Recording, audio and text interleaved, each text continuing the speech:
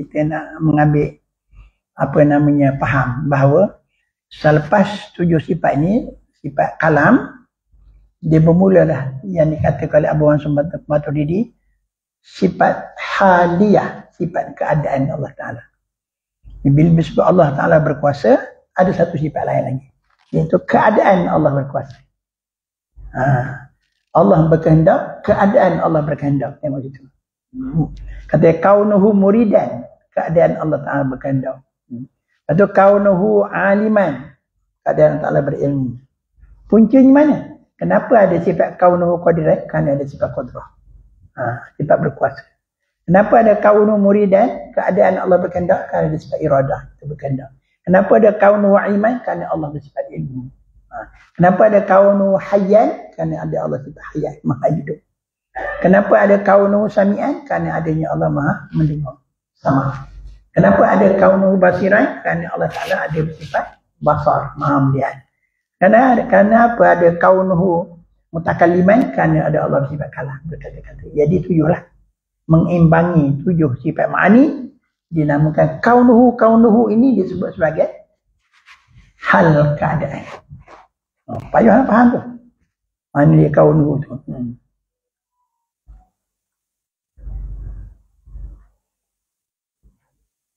Balik untuk faham kaunuhu ni, Ustaz, terpaksa membuat contoh lah.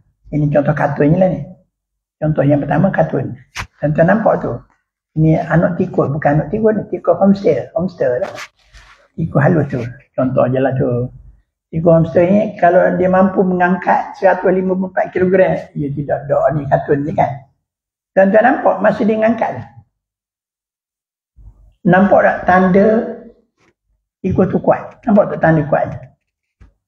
Masa dia mengangkat tu nampak kan?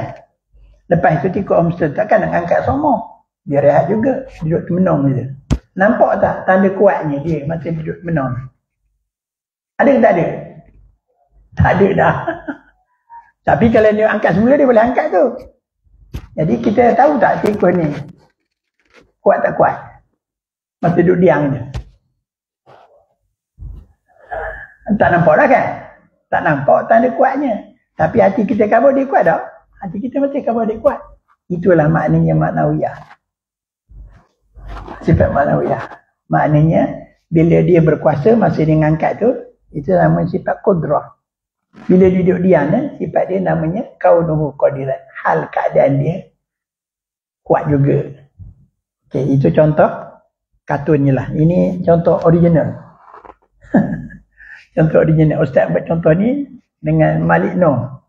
Ustaz tak cukup nak buat gambar Malik Noor pasal dia pakai seluar pendek kan. Tak jadilah, tak buat gambar dia. Okey. Malik Noor ni tuan-tuan, dia orang kuat dia satu. Orang muda-muda tak kenal. Orang tua-tua kenal Malik Noor. Dia mah kenal Sazali ke benda sekarang ni. Orang kuat Malaysia ke korak. Tapi ini cerita orang tu kuat dulu. Heavyweight dulu Malaysia ni Malik Noor. Jadi Malik Noor ni bila dia beraksi di pentas. Beraksi di pentas mengangkat 150 kg. Bila dia mengangkat tu tuan-tuan nampak tak tanda dia kuat. Bukti dia kuat kan. Angkat berat 150 kg boleh angkat steady ya. Jadi mata kepala kita nampak Malik Noor kuat, hati kita khabar Malik Noor kuat tak? Kuat lah Malik Noor kuat. Baik. Sekarang takkan dia angkat semua. Mesti dia rehat, berhenti kat kedai kopi sebelah, jumpa dengan penaja dia, dengan anak isteri dia, ngeteh. Bila ngeteh, nampak tak tanda luaran ni Malik Noor ni kuat? Tak ada kan? Tak nampak lah. Tapi yang kita nampaknya dia ngeteh. Dia secara ready, bini ready, lebih-lebih 2 keping roti canai. Itu je lah bezanya dah. Kalau orang lain sekeping, 2 keping, itu je lah. Tak nampak pun tanda kuatnya. Tapi kita tahu tak Malik Noor masih kuat? Hal keadaan Malik Noor kuat. Betul tak? Itu namanya sifat maknawiyah.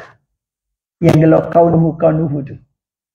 Itu je. Jadi maknanya Malik Noor kuat. Dia kudrah. Tapi dia juga hal keadaan berkuasa. Tadi dia berkuasa. Sekarang ni hal keadaan je dia. Sebab tanda luaran dia berkuasa tak nampak. Dalam bahasa kita ada kala tanda luaran ataupun pada Quraisy. Pada Quraisy tak nampak dah dia punya kuat bila dia minum teh gitu kan. Tapi masa dia ngangkat tadi nampak, pada Quraisy pun nampak tanda dia kuat, pada hati kita pun ada kuat. Tapi walaupun dia duduk gitu, duduk minum kopi, tidak akan Malik Nur tu masih kuat. Dia boleh datang nak angkat semua tu. Itu namanya hal keadaan Malik Nur kuat. Itulah sifat maknawiyah. Sifat masa dia ngangkat tu qudrah, masa dia duduk diam tu kaunuhu qadiran. Boleh nampak tak? Okay. Contoh yang kedua, cikgu pencen. Okey, cikgu masa dia belum pencen, dia pergi ke whiteboard ngajar budak 40 orang murid, gunakan peta minda, benda pakai marker semua whiteboard. Nampak tak tanda cikgu tu berilmu? Nampak tak? Nampak sangat tanda berilmu. Hati kita kata dia cikgu, dia masih cerdik, berilmu. Baik, tiba-tiba dia pencen. Pergi ke sekolah. Dah kalau pergi sekolah, halau dia gusar. Panik cikgu dah pencen datang lagi kan. Tak guna apa. Jadi, dia tak ada kerja dah. Pergi ke masjid, main jemaah, balik rumah, tengok handset, baca surat khabar, pergi nyiram bunga. Sekali-kali ngikut bini, ikut ke pasar raya dah. Pergi bukan hari. Itu je lah kerjanya. Ada tak tanda dia ni sebagai seorang cikgu? Tanda luaran? Tak ada. Tapi kita gelar dia cikgu ke gelar dia murid? Sampai mati gelar cikgu. Maknanya sekali-sekali kalau nak ajar tuition boleh ajar dah. Cikgu masih berilmu. Itu namanya hal keadaan dia masih berilmu. Faham itu? Tapi tanda luaran tak ada. Jadi sifat ilmu tak nampak. Sifat ma'ani tak nampak. Tapi sifat maknawiyah, hal keadaan masih berilmu. Faham itu tuan? Itu untuk mendekatkan faham tuan-tuan jemaah muslimin muslimat sekalian, bahawasanya itulah maksudnya sifat ma'ani. Kenapa adanya hal keadaan Malik Nur? Kerana dia ada sifat kuat. Kenapa ada hal keadaan cikgu masih cerdik lagi? Kerana dia memang orang yang cerdik. Cuma sekarang dia dah pencet, tanda luaran dia sebagai guru dah tak ada. Faham gitu?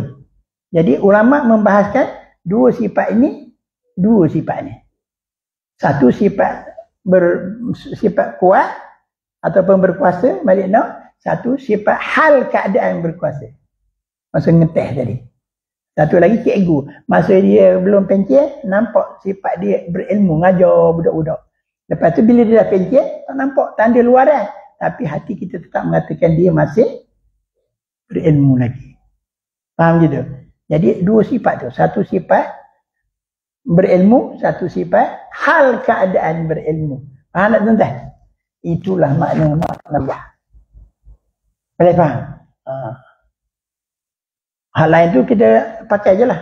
Kehendak, melihat, mendengar, pakai apply sajalah. Cuma saya beri contoh dua je. Contoh ilmu, contoh kuasa. Boleh faham tuan-tuan ya? Itulah mudah-mudahan dapat kita faham apa maksud makni dan maknawiyah.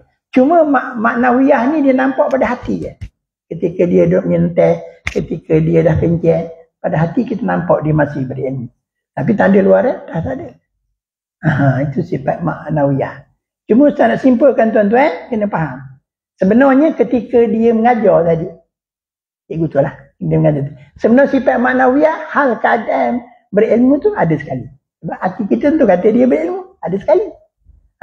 Malik Nur, walaupun kita khabar maknawiyah ni ketika ngetek, tapi ketika dia tengah mengangkat tadi pun sifat maknawiyah dalam hati kita pun tetap kita khabar dia kuat juga. Faham itu? Maknanya sekaligus pada sifat maknawiyah makni tadi ada juga sifat maknawiyah. Jadi bila kita kaitkan dengan Allah Ta'ala, kita tengok langit, bumi, gunung, ganah, kita rasa Allah. Tanda luaran Allah berkuasa. Hati kita kata Allah berkuasa tak? Allah berkuasa. Jadi sebenarnya pada Allah Ta'ala ada dua sifat. Ma'ani dan ma'nawiyah. Ada Allah Ta'ala berkuasa. Satu Allah Ta'ala hal keadaan maha berkuasa. Nampak? Allah Ta'ala melihat. Hal keadaan Allah Ta'ala melihat. Allah Ta'ala mendengar. Hal keadaan Allah Ta'ala mendengar. Allah Ta'ala berkehendak. Hal keadaan Allah Ta'ala berkehendak. Semua jadi ada dua sifat belaka.